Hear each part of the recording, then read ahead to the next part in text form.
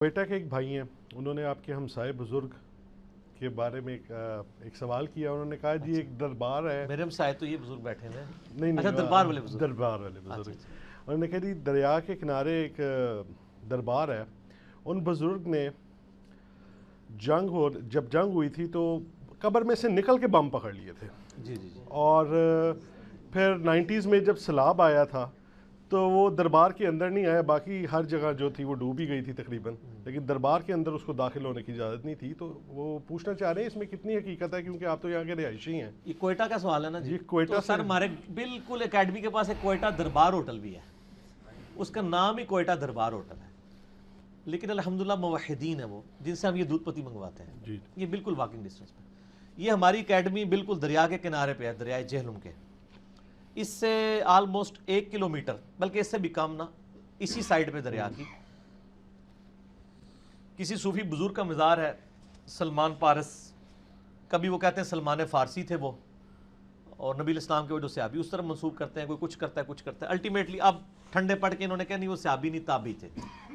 مشہور ہے، یعنی اس کی کوئی اتھینٹسٹی نہیں ہے. ان کے بارے میں ایک تو ہماری پیدائش سے پہلے کا واقعہ ہے. 1965 کی جنگ میں یہ کہتے ہیں جی وہ جو ہے نا وہ پرانے پل کے اوپر آ گئے اور اوپر سے انڈیا کے جہاز بم پھینکتے تھے تو وہ کیچ کر لیتے تھے. اچھا، اور یہ ایسا جھوٹ ہے جو ہر جگہ مشہور ہے. آپ سیالکوٹ کے لوگوں سے پوچھیں نا تو وہاں پہ ایک مزار ہے امام علی الحق کا. کیوں جی ہے نا سیالکوٹ والوں، ان کے بارے میں مشہور ہے کہ انہوں نے سیالکوٹ کا پل بچایا تھا. اچھا، ان کو بھی پتا ہے کہ پل ہی بچانا ہے، جڑے بندے مردے رہے وہ نہیں کسی نے بچائے. اچھا جی، اسی طریقے سے لاہور دربار کے بارے میں کہتے ہیں انہوں نے راوی کا پل بچایا آپ کے لاہور میں. سر صرف جہلم کا مسئلہ نہیں، تہاڈا بھی مسئلہ ہے. اور یہ ہر جگہ یعنی پورے ملک میں جہاں جہاں پل ہے نا ان پہ یعنی ان کی ڈیوٹیز ہیں، یہ کہتے ہیں. تو ان سے یہ پوچھیں کہ اللہ معافی دے جن بزرگوں کے بارے میں آپ کے دعوے تھے، ان بزرگوں کے مسارات کے اوپر جب خودکش حملے شروع ہوئے ہیں دہشت گردوں کی طرف سے، تو وہ بم تو ان سے کو نہیں پکڑے گئے ہیں اور مزار اڑا دیے انہوں نے. ایون شیخ عبد القادر جیلانی رحمۃ اللہ علیہ کا مزار بھی ڈیمیج ہوا ہے عراق کے اندر. کتنے صحابہ کے مزارات شام کے اندر ڈیمیج ہوئے ہیں. اور تو اور چھوڑ دیں، خانہ کعبہ شریف بھی یزید کے دور کے اندر ڈیمیج ہوا. تو یہ مطلب دنیا بقدر ایفرٹ اللہ نے رکھی ہوئی. یہ اس طرح نہیں ہوتا، یہ بالکل جھوٹ بول رہے ہیں. ایسا کوئی واقعہ نہیں ہوا. 65 والا واقعہ تو سنا سنایا ہے. اس زمانے پہ اگر جیو، ARY، دنیا ٹی وی یا باقی چینلز ہوتے نا تو یہ واقعہ بھی نہ مشہور ہوتا.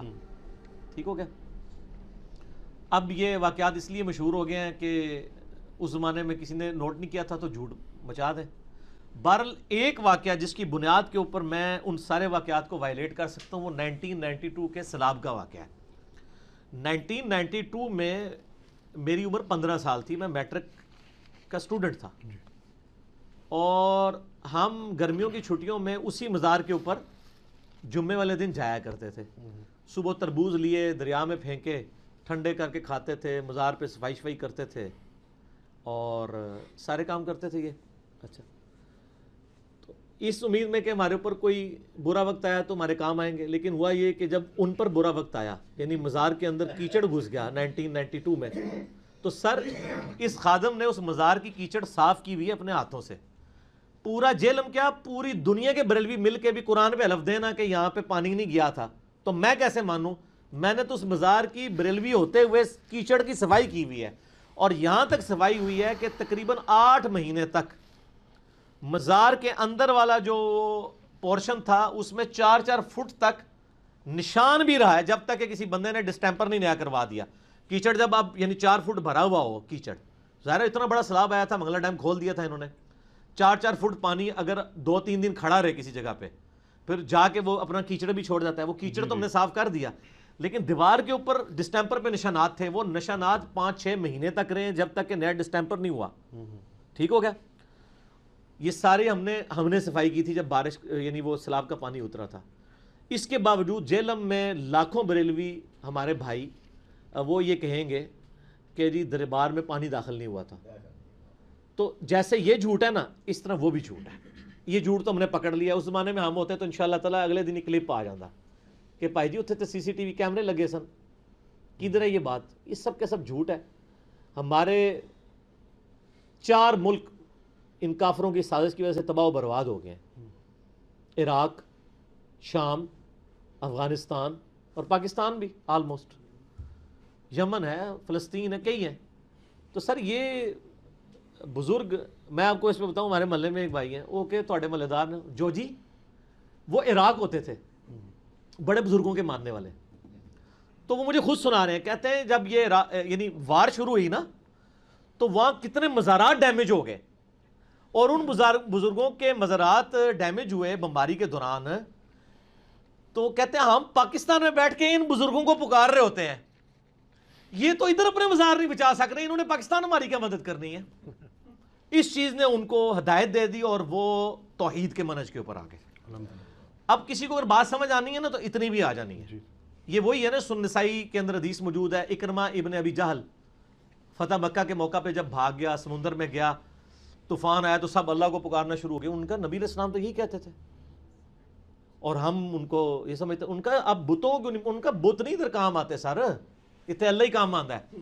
تو انہوں نے کہا اللہ مجھے ایک بار زندگی دے دینا تو میں نبی علیہ السلام کے مبارک ہاتھوں میں ہاتھ دے کے مسلمان ہو جاؤں گا. اور وہ مسلمان ہوئے اور جنگ یرموک میں وہ شہید ہوئے. اکرمہ ابن ابی جہل، باپ جو ہے وہ فرعون ہے اس امت کا، اور بیٹا جو ہے وہ صحابی ہے، اکرمہ ابن ابی جہل رضی اللہ تعالیٰ عنہ وعلیہ السلام. تو یہ باتیں جب کلک اس زمانے میں کسی کو کرتی تھی نا تو مسلمان ہو جاتا تھا. اس زمانے میں بھی اگر کسی کو کریں گی وہ اپنے عقیدے کی اصلاح کرے گا، لیکن جس کو کلک نہیں ہوگی اس کو ہم گھوٹ کے تو کوئی اسلام کا صحیح منہج نہیں داخل کر سکتے. میں مسلمان ان کو سمجھتا ہوں یعنی ڈی ٹریکٹ ہیں، حالانکہ یہ ماشاءاللہ سب کو فتویٰ لگانے کے اوپر شعر ہوتے ہیں. میں کسی پہ فتویٰ نہیں لگاتا ہوں، میں کہتا ہوں مسلمان بھائی ہیں، ان کی اصلاح کرنی چاہیے. ٹھیک ہو گیا؟